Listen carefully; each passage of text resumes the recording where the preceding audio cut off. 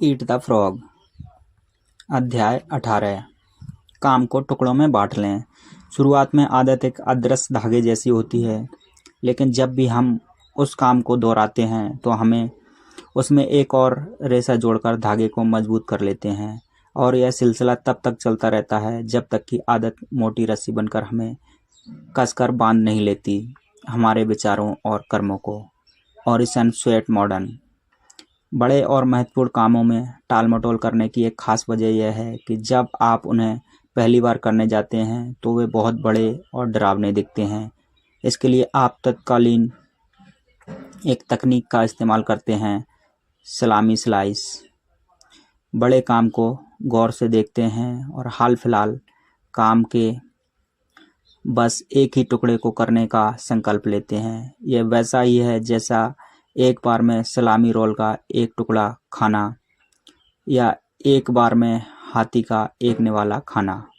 मनोवैज्ञानिक दृष्टि से भी आपको पूरे काम के बजाय उसका एक छोटा सा टुकड़ा करना ज़्यादा आसान लगेगा। अक्सर जब आप काम शुरू कर देते हैं और काम के एक हिस्से को पूरा कर लेते हैं तो आप दूसरे हिस्से को भी पूरा करने के लिए तैयार महसूस करते हैं।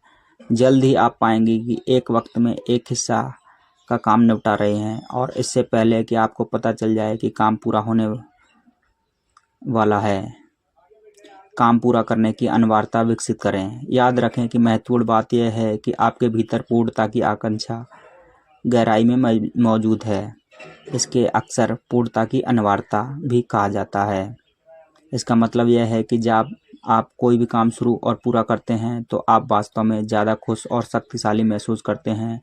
आप किसी काम को या प्रोजेक्ट को पूर्णता तक लाने की गहरी अवचेतन आवश्यकता को संतुष्ट करते हैं।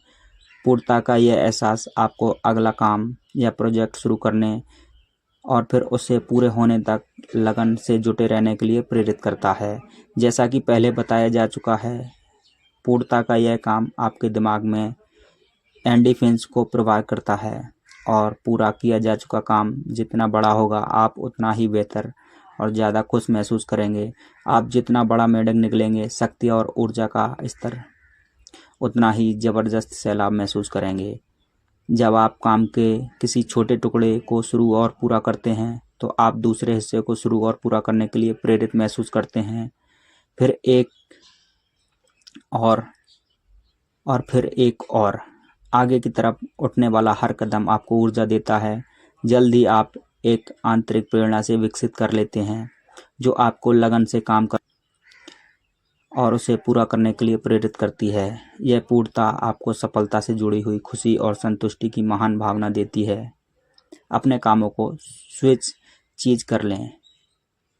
खुद को आगे बढ़ाने के लिए आप एक तकनीक का इस्तेमाल कर सकते हैं जिसे काम करने की स्विच चीज विधि कहते हैं। इस तकनीक में आप काम में एक होल पंच करने का संकल्प करें। जिस तरह आप स्विच चीज के टुकड़े में छेद करते हैं, स्विच चीज विधि को किसी काम पर लागू करने का मतलब यह है कि आप इस पर एक निश्चित अवधि तक काम करने का संकल्प लेते हैं।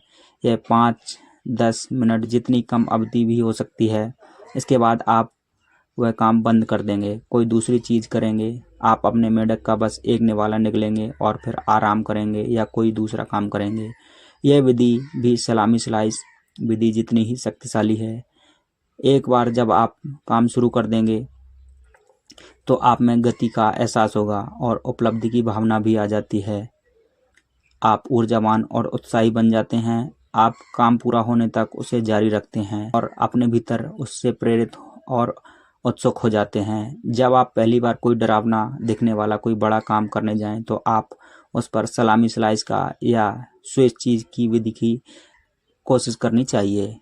ये दोनों ही तकनीकें टाल मटोल छोड़ने में आपकी इतनी मदद करेंगी कि आप हैरान रह जाएंगे।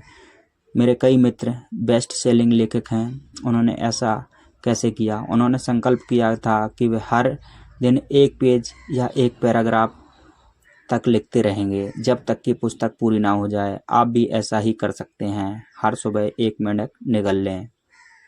नंबर 1, सलामी स्लाइस या स्विच चीज तकनीक पर फौरन अमल करें।